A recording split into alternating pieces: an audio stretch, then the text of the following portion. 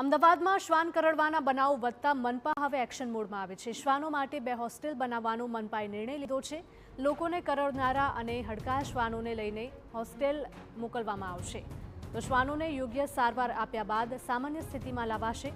શ્વાન સામાન્ય સ્થિતિમાં આવે ત્યારે પરત છોડી દેવાશે। યુએચસી અને સીએચસીમાં વેક્સિનેશન ઉપલબ્ધ કરાવાશે।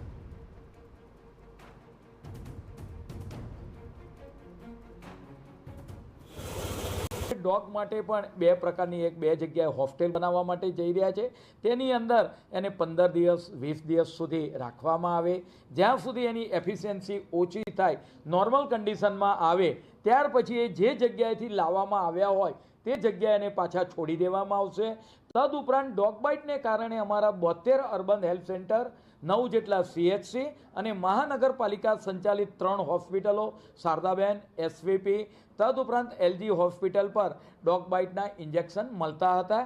આ ઇન્જેક્શન જેને પણ કૂતરું કરડે એને ફ્રી આપવામાં આવે છે।